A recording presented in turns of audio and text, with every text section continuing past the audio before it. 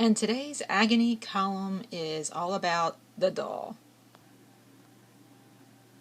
So this is today's Agony column.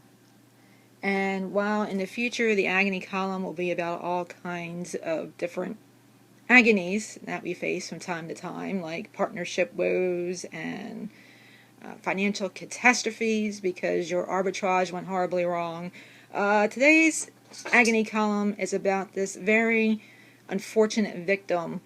I don't know what you would call it, a doll disaster.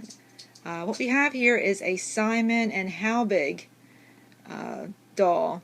Well, it's a porcelain bisque head, and that is a Kessner composition body, and I'll show you that in a second. But here's the worst part of what happened. Almost creepy.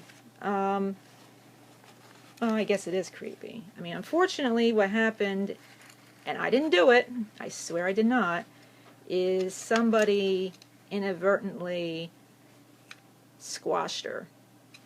And that is the result. Now, we know she's a Simon and Howbig because, oh, isn't that sad? Oh, we have the mold mark, which is DEP, and at the top it says SB 1009. So you can see the markings on this poor thing. Oh, gross, look. Oh, God. Her eyes. Look at her. Oh, at least she has her eyes, right? I mean, that's good news. Maybe somebody can kind of put her back together. Let's check that out. Oh, that's sad. Okay, so moving right along. The rest maybe is not too bad. From what I can see on her body, well, the body she's attached to, this is not the original body that she was attached to in all likelihood, because it's a composition. Interesting dress. Here's her little petticoat. And this is the composition body. I'm not going to take the dress off, but I think you can see.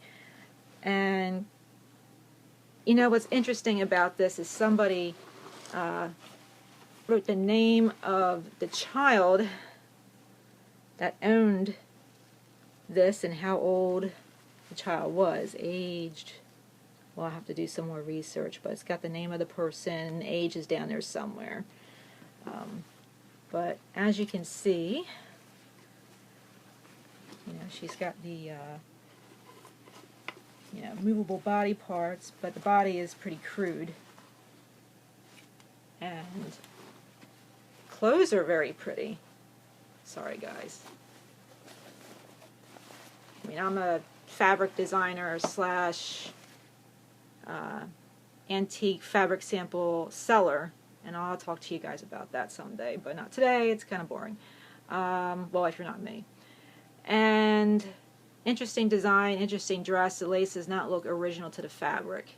It's probably much more recent. I bet you that fabric is somewhere in the 1800s, mid-1800s. I don't think that it's I don't think it's from the 1900s because of the pattern and the dye. Oh, and since we're talking about fabric, a good way to learn your fabric is look at it from the other side. You can learn a lot that way. You can learn a lot in terms of the age and the dye. And the dye is more important. If you look up aniline dyes, they didn't really start using aniline dyes in fabric until the last quarter of the 1800s. So if you learn about colors and patterns, you can get a lot done that way in terms of identifying fabric on quilts and so forth and so on. But again, sad to say, this is our Agony column of the week. If she were complete and in decent shape, I've seen the hammer value at auctions anywhere between 150 to 400, which I know doesn't sound like a big deal, and it's true I wouldn't spend too much time mourning the loss of this one. But the retail value, I've seen these on Ruby Lane, and I've seen these floating around the internet in the $600 to $1,200 range at retail. So it's sad. What I will probably do with this is part it out, which is kind of funny because you often hear Craigslist Hunter and some of the guys talk about parting out vintage electronics. Well, we're going to literally part out this antique doll. I think the composition for is it Kessner or Kessler? Well, I think I've seen them on eBay go, for $150, which isn't fantastic, but it's not something to, sneeze at either. So if we part her out, I'm thinking that we can, maybe get 150 or so for the body, and I'm probably going to have to do a little more research on her head. I'm guessing that her eyes are going to be the most valuable part of her at this point, but there you go. Very, very sad.